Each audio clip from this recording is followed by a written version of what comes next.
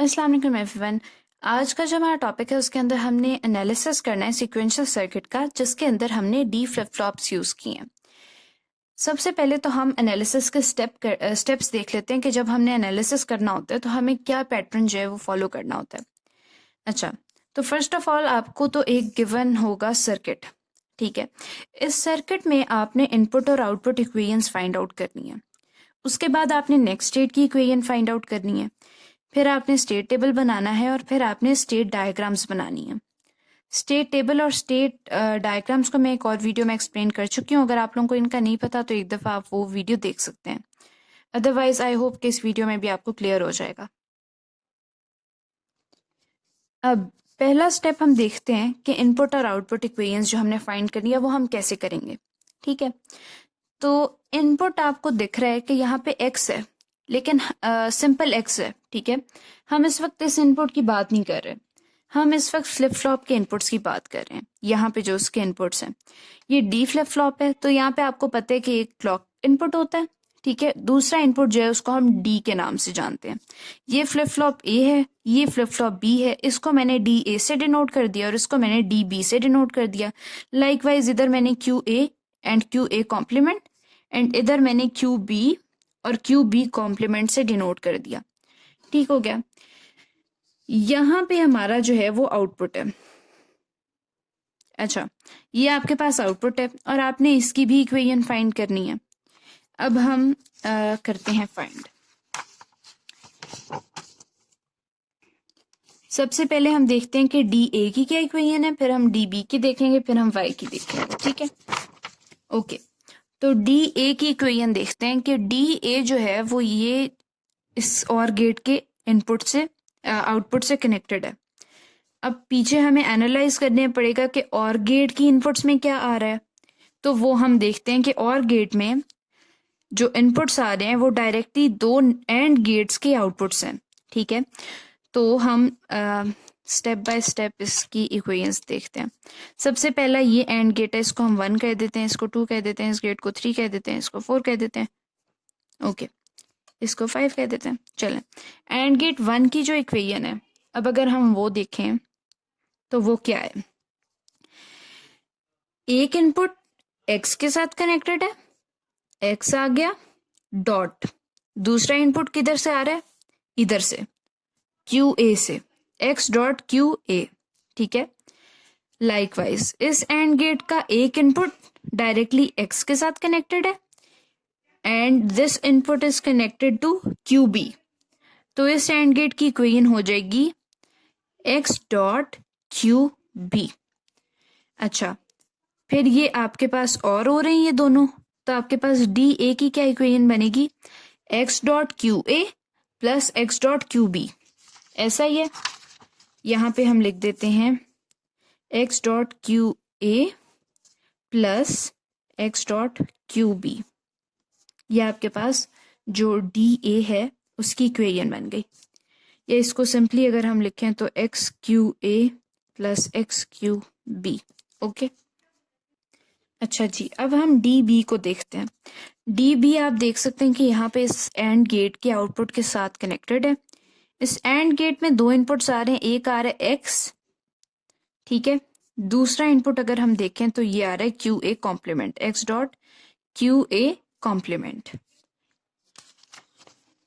तो इधर हम डी बी लिखेंगे X dot Q A complement, ठीक है।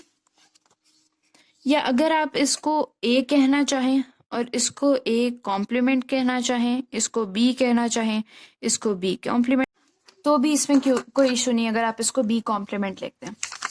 तो यहाँ पे हमने डी बी की इक्वेशन भी लिख ली और हमने डी ए की इक्वेशन भी लिख ली।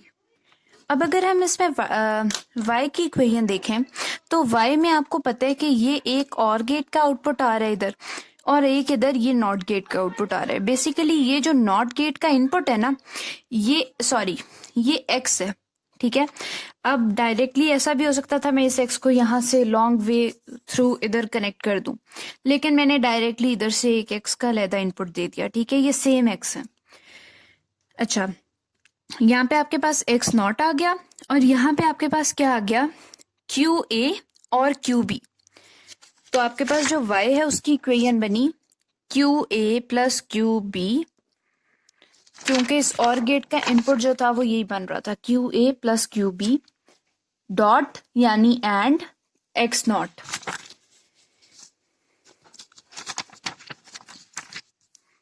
And x not. ओके, अब हमने नेक्स्ट स्टेट इक्वेशंस फाइंड करनी है। अब नेक्स्ट स्टेट इक्वेशंस फाइंड करने के लिए हमेशा हमें जो है वो कैरेक्टरिस्टिक टेबल चाहिए होगा उस फ्लिप फ्लॉप का जिससे हमने सर्किट डिजाइन किया। अब इस डिजाइन में हमने डी फ्लिप फ्लॉप यूज किया, तो हमें इसमें डी फ्लिप फ्लॉप का कैरेक्टरिस्टिक टेबल चाहिए होगा। तो वो मैं अभी आपको शो करती हूँ कैरेक्टरिस्टिक टेबल। कैरेक्टरिस्टिक टेबल भी और साथ में कैरेक्टरिस्टिक इक्वेशन भी। अब अगर ये मेरे पास टेबल है उसका कैरेक्टरिस्टिक और ये कैरेक्टरिस्टिक इक्वेशन है, तो इसमें मुझे साफ नजर आ रहा है कि जो नेक्स्ट स्टेट है वो डायरेक्टली इक्वल है डी के। ठीक है, यानी कि नेक्स्ट स्टेट डायरेक्टली इक्वल होगी डी ए के और बी की नेक्स्ट स्टेट डायरेक्टली इक्वल होगी डी बी के। लेकिन अगर ये जेके फ्लिप फ्लॉप होती तो ऑब्वियसली ये इक्वेशंस ना होती, क्योंकि यहाँ पे डी फ्लिप फ्लॉप है तो उसमें नेक्स्ट स्टेट डायरेक्टली इक्वल होती है फ्लिप फ्लॉप इनपुट के। ओके, अब हमने ये भी कर लिया। अब हमने बनाना है स्टेट टेबल। स्टेट टेबल में हमें पता है कि सबसे पहला जो होता है वो कॉलम होता है प्रेजेंट स्टेट का। ठीक है, उसके बाद आपके पास होता है नेक्स्ट स्टेट, उसके बाद आपके पास होता है आउटपुट। ठीक है, अच्छा, अब इसमें ये हो सकता है कि यहाँ पे मैंने इनपुट्स ऐसे लिख दिए हैं। इसकी एक और फॉर्म भी है स्टेट टेबल की, वो मैं आपको दिखा देती हूँ। वो ये है कि प्रेजेंट स्टेट लिख दी, नेक्स्ट स्टेट लिख दी, आउटपुट लिख दी और इनपुट्स का आपने यहाँ पे लिख दिया ऐसे। लाइक इनपुट 0 है तो आउटपुट क्या है, इनपुट 1 है तो आउटपुट क्या है। ठीक हो गया। अगर आप यहाँ पे आउटपुट यहाँ नहीं लिखना चाहते तो सिंपल आप यहाँ पे एक आउटपुट कॉलम बना देंगे और आप प्रोसीड करेंगे आगे, जैसा कि मैंने यहाँ पे किया कि यहाँ पे जो है वो मैंने प्रेजेंट स्टेट्स का बना दिया कॉलम, जिसके अंदर आपके पास दो प्रेजेंट स्टेट्स हैं, Q A Q B, then input है, देन नेक्स्ट स्टेट है और देन सिंपली आउटपुट है। अच्छा, अब हम ये कैसे डिराइव करेंगे नेक्स्ट स्टेट। तो यहाँ पे हमने जो नेक्स्ट स्टेट की इक्वेशंस निकाली थी हम उसी से इन दो कॉलम्स को फिल करेंगे। नेक्स्ट स्टेट पहले हम चले देखते हैं ए के लिए। ये क्यू ए टी प्लस 1 मैंने लिखा हुआ है, ठीक है, जो डिनोट कर रहा है नेक्स्ट स्टेट को। ठीक हो गया। अब अगर हमने इस कॉलम को फिल करना है तो जाहिर है हम ये इक्वेशन यूज करेंगे। पहले हम ये कॉलम फिल कर लेते हैं, फिर हम दूसरा कॉलम फिल कर लेंगे। तो ये बिल्कुल सिंपल है। डी ए की इक्वेशन आपके पास ऊपर गिवन है, आपने सिंपली इक्वेशन को सॉल्व करना है और आपने टेबल को फिल कर लेना है। डी ए की इक्वेशन क्या है, एक्स डॉट क्यू ए, एक्स डॉट क्यू ए क्या हो गया, 0 हो गया। हम यहाँ पे जो है वो अपना रफ वर्क भी कर लेते हैं। ठीक है, सबसे पहले Q A is equals to 0, Q B is equals to 0, x is equals to 0। D A के लिए आपके पास इक्वेशन यानी Q A T plus 1 will be 0.0 plus 0.0। ठीक हो गया, विच इज इक्वल्स टू 0। तो यहाँ पे क्यू ए आ गया 0। सिमिलरली अगर हम अगला फाइंड आउट करें तो यहाँ पे x डॉट क्यू ए कितना हुआ, 0, x डॉट क्यू बी कितना हुआ, एंड करेंगे 0, 0 plus 0 is 0।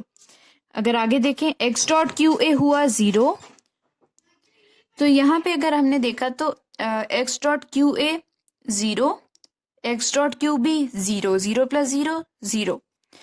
Again x dot Q A 0 and x dot Q B 1, 0 plus 1 is 1। ठीक है, x dot Q A 0, x dot Q B 0, 0 plus 0 0, x dot Q A 1, x dot Q B 0, 1 plus 0 1। ठीक है, फिर again x dot Q A 0, x dot Q A 0, 0 plus 0 0, then x dot Q A 1, x dot Q B 1, 1 plus 1 1। ठीक हो गया। Similarly अगर हमने Q B का find करना है तो क्यू बी की इक्वेशन है डी बी है x dot Q A complement. तो ये सिंपल है कि क्यू ए का आप कॉम्प्लीमेंट लेंगे लाइक 1 1 1 1 0 0 0 0। तो आप डायरेक्टली x को मल्टीप्लाई करेंगे लाइक एंड करेंगे क्यू ए कॉम्प्लीमेंट के साथ, 0 1 0, देन 1 1 1, देन 0 1 0 1 1 1, 0 0 0 0 0 1 0 0, 0 0 0 1 0 0। अच्छा, अब अगर हम आउटपुट की इक्वेशन देखें तो यहाँ पे आपके पास आउटपुट की इक्वेशन है। अच्छा, अब इसमें हम देखते हैं, इसको हम कैंसिल कर देते हैं, जो हमने ए कॉम्प्लीमेंट का कॉलम बनाया था, ठीक है, ये कैंसिल हो गया।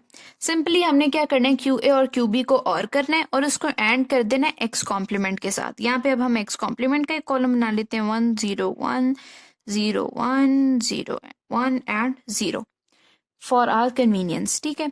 अब सिंपली हमने इसको और किया तो क्या आया, 0 0 एंड 1 0।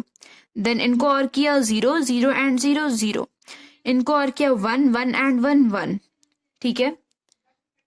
तो बाकी टेबल में फिल कर दूंगी। आई होप कि आप लोगों को लॉजिक समझ आ गई होगी और बाकी आप खुद भी कर सकते हैं।